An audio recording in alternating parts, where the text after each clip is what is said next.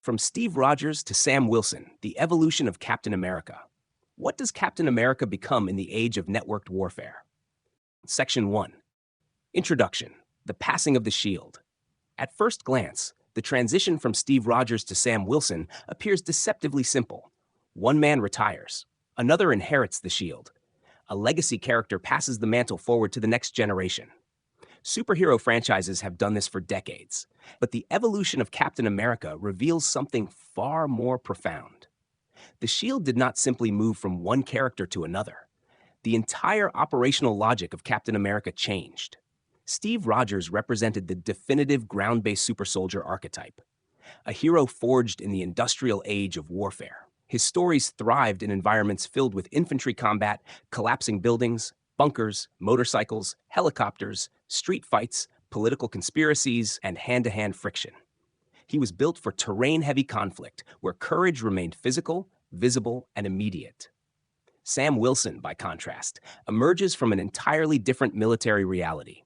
He is not a chemically enhanced super soldier. He is a networked aerial operator. His combat effectiveness depends on mobility systems, drone telemetry, flight mechanics, tactical coordination, and rapid situational awareness. His version of Captain America does not merely update the costume. It updates the battlefield itself. That distinction changes everything. What initially began as a simple comparison between costumes gradually evolved into a deeper exploration of storytelling architecture, military doctrine, commercial merchandising, and modern warfare. Along the way, a surprising realization emerged. Captain America is not infinitely expandable. Some evolutions of the mantle work naturally. Others begin collapsing under their own weight. The reason is not arbitrary. Different military environments generate different forms of storytelling friction. Ground warfare produces nearly endless dramatic possibilities because it preserves human visibility and relational tension. A soldier can infiltrate buildings, rescue civilians, engage vehicles, fight hand-to-hand, defend territory, or clash ideologically with institutions around him. Aerial warfare, when handled correctly, can preserve those same dynamics while expanding the scale of movement and spectacle. That is precisely why Sam Wilson works so well as the modern evolution of Captain America. His flight systems allow him to engage helicopters, drones, and aircraft, while still functioning naturally on the ground alongside human teams and conventional combat environments. But once the mantle moves too far into specialized environments, deep-sea warfare, orbital combat, purely technological engagements, the character begins losing the very ingredients that made Captain America compelling in the first place. The discussion ultimately uncovered a deeper storytelling primitive hidden underneath the shield itself.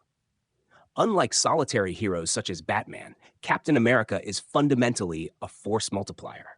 His greatest strength is not merely physical power, but his ability to unify, inspire, and coordinate others. Steve Rogers rarely operates alone. He functions inside teams, tactical structures, political systems, and surrogate families. The Avengers, S.H.I.E.L.D., Bucky Barnes, Natasha Romanoff, Sam Wilson. These relationships are not side elements surrounding Captain America. They are the engine of the character itself. That realization becomes critical when examining Sam Wilson's future. Because Sam Wilson does not simply inherit Steve Rogers' role. He inherits it during the rise of drone warfare, distributed combat systems, aerial surveillance networks, and machine-assisted battlefield coordination. In many ways, Sam Wilson is the first Captain America designed not for the industrial battlefield, but for the networked battlefield. And that may represent the single most important evolution the mantle has ever undergone. Section 2. Steve Rogers, the ground-based super soldier archetype. Steve Rogers works because he exists inside environments filled with friction. That friction is what gives Captain America his storytelling longevity. Most enemies in Captain America stories are ground-based. They occupy buildings, fortresses, bunkers, cities, highways, laboratories, trains, aircraft carriers, or urban corridors. These environments naturally generate human-scale conflict. They create opportunities for physical struggle, tactical improvisation, and emotional visibility. A ground-based super soldier has an almost unlimited range of engagement possibilities. He can fight hand-to-hand in narrow hallways. He can leap across moving vehicles. He can infiltrate military compounds. He can defend civilians trapped inside collapsing infrastructure. He can battle tanks, motorcycles, helicopters, and infantry forces while still remaining visually and emotionally connected to the audience. This flexibility matters far more than most people realize. Ground warfare produces layered storytelling geometry. It allows action to scale smoothly between intimate combat and large-scale battlefield chaos without losing coherence. A single scene can begin with a fistfight and escalate into an entire military engagement while still preserving emotional clarity. That is why Steve Rogers feels timeless. His stories remain anchored to human terrain. Even his shield reflects this logic. The vibranium shield functions best inside dense physical environments. It ricochets through corridors, crashes into enemies, blocks gunfire, smashes through doors, and creates kinetic interactions with walls, floors, and human bodies. The shield is not simply symbolic. It is mechanically optimized for friction-heavy combat spaces. This is why attempts to move Captain America too far away from terrestrial environments begin weakening the character.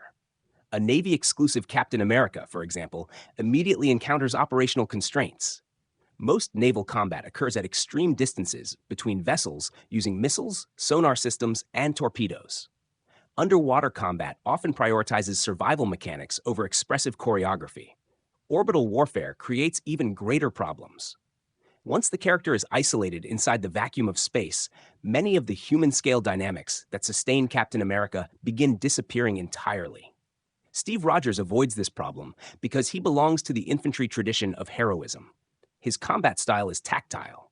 His leadership is visible. His courage remains physically embodied. And perhaps most importantly, Steve Rogers operates as a man constantly moving through populated systems, military institutions, government agencies, tactical units, and teams of allies. He is rarely isolated. Unlike Batman, who often functions as a solitary predator operating from the shadows, Captain America functions as a relational anchor inside coordinated groups. That distinction fundamentally changes the storytelling primitive. Batman's stories revolve around preparation, secrecy, gadgets, and psychological isolation. Captain America's stories revolve around trust, leadership, moral clarity, and collective alignment. Steve Rogers is not simply a warrior, he is a force multiplier. That is why characters like Bucky Barnes, Natasha Romanoff, Clint Barton, Sam Wilson, and the Avengers themselves become so essential to the Captain America ecosystem. The relationships are not secondary additions surrounding the hero. They are structural components of the hero's identity. This becomes especially important when the mantle passes to Sam Wilson. Because once Captain America enters the age of networked warfare, leadership itself begins evolving from physical command into systems coordination. This content is brought to you by Bobby Giggs. Promote your brand here and reach a wide audience across platforms like YouTube, Instagram, and Facebook. Follow the links in the description to get started. Section 3. Sam Wilson, the aerial evolution of Captain America. Sam Wilson represents the first truly modern evolution of Captain America because his combat logic aligns naturally with the realities of contemporary warfare. Steve Rogers was built for the industrial battlefield. Sam Wilson was built for the networked battlefield. That distinction matters enormously. Modern warfare increasingly revolves around drones, surveillance systems, rapid mobility, distributed intelligence, aerial asymmetry, and real-time coordination. Sam Wilson sits directly at the intersection of those trends. Unlike Steve Rogers, Sam does not possess the super soldier serum. His effectiveness depends on systems integration rather than biological enhancement.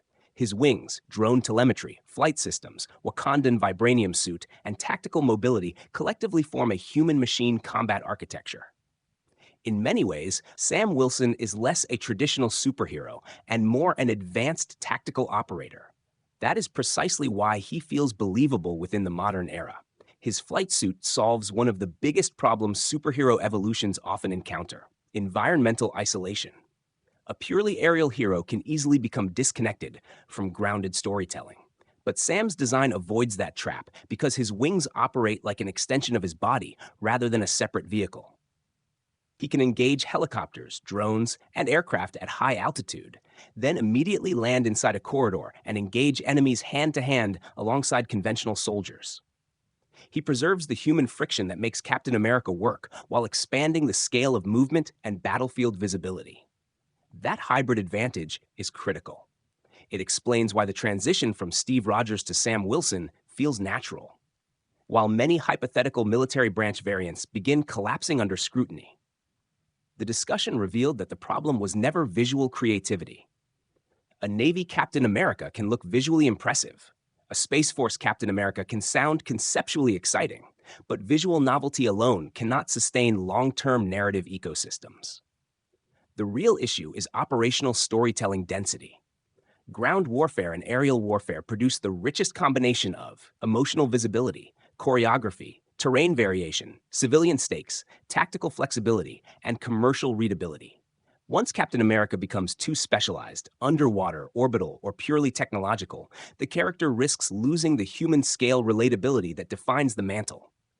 A punch underwater lacks the visceral impact of a hallway fight. An orbital battle often prioritizes spectacle over relational tension. The audience becomes increasingly disconnected from the friction itself. Sam Wilson avoids this problem because his version of Captain America remains deeply human despite the advanced technology surrounding him. And that humanity becomes even more important once the discussion uncovered the deeper primitive operating underneath the character. Section 4. The commercial reality. Silhouettes, merchandising, and franchise evolution. One of the most surprising discoveries in the discussion was how tightly storytelling logic and commercial logic overlap. The evolution from Steve Rogers to Sam Wilson worked not merely because of narrative inheritance, but because the visual transformation itself justified a new commercial ecosystem. Steve Rogers possesses an instantly recognizable silhouette, compact frame, circular shield, infantry stance, and grounded physicality. Sam Wilson completely transforms that geometry. His wings expand the silhouette outward into an enormous aerial V-shape. The shield becomes integrated into flight mechanics. The visual identity changes dramatically enough to support new toys, new animations, new posters, new combat choreography, and new merchandising possibilities. That distinction matters because large franchises survive through visual readability. Toy companies, advertisers, costume designers, and filmmakers all depend on immediately recognizable silhouettes. A successful evolution must feel distinct enough to justify its existence while still preserving recognizable continuity with the original archetype. Sam Wilson achieves that balance perfectly. The discussion also uncovered why endless military variants eventually stop working commercially. A Navy Captain America, Marine Captain America, Coast Guard Captain America, or Space Captain America may sound interesting conceptually, but they struggle to generate sufficiently distinct visual ecosystems. Eventually, the variants begin feeling less like organic narrative evolution and more like checklist-based franchise expansion. Audiences instinctively detect that shift. Once the evolution begins feeling corporate rather than necessary, emotional investment weakens. This is why the Wakandan shield variation worked so effectively during the Infinity War era. It introduced temporary visual and mechanical evolution without permanently fracturing the identity of the character. The dual forearm shields changed the combat silhouette and merchandising possibilities while still remaining emotionally connected to Steve Rogers' journey. The discussion therefore uncovered an important commercial principle. Franchise evolution succeeds when operational logic, storytelling logic, and silhouette logic evolve together. If one of those pillars breaks, the evolution begins collapsing. Steve Rogers and Sam Wilson represent the strongest possible transition because all three pillars remained aligned simultaneously. Section 5. The real discovery. Captain America as a force multiplier. The single most important realization in the discussion emerged almost accidentally. Captain America is not fundamentally a lone wolf hero. He is a force multiplier. That changes everything. Unlike Batman, whose stories often revolve around isolation, secrecy, gadgets, and solitary preparation, Captain America functions as a relational amplifier operating inside coordinated systems. Steve Rogers rarely acts alone. He is constantly leading tactical teams, coordinating Avengers, interacting with S.H.I.E.L.D., guiding allies, navigating political structures, and preserving institutional trust. This is not incidental. It is the core storytelling primitive of the character. Captain America's greatest power is not the serum, it is leadership. The serum merely allows him to survive long enough to express that leadership physically. This realization explains why the mantle transfers so naturally to Sam Wilson. The inheritance works because Sam was never simply observing Steve Rogers from a distance. He fought beside him. He operated inside the same relational ecosystem. The audience watched the trust form gradually through shared combat, shared values, and shared sacrifice. That creates legitimacy. The shield is not inherited biologically.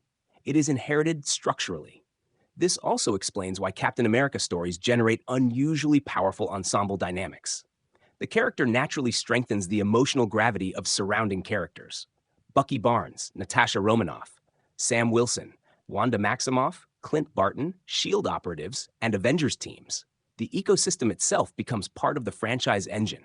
Captain America therefore operates less like a singular superhero and more like a stabilizing node inside larger systems of cooperation. That insight becomes extraordinarily important once the discussion reaches the age of networked warfare. Because modern warfare increasingly rewards distributed coordination, synchronized systems, information dominance, drone integration, tactical networking, and multi-agent cooperation. Those trends align perfectly with Captain America's underlying storytelling primitive, which means Sam Wilson may not merely be a replacement for Steve Rogers. He may represent the first fully realized network-era Captain America. Section 6. From Super Soldier to Network Commander. The final breakthrough of the discussion came when the focus shifted away from endlessly reinventing Captain America himself and toward expanding the ecosystem surrounding him. That solved the scaling problem immediately. Instead of creating increasingly gimmicky military variants, the concept evolved toward elite pilot corps, distributed drone systems, squad-based aerial warfare, Wakandan flight technology, and coordinated air superiority teams. Suddenly, the mantle could expand without losing coherence.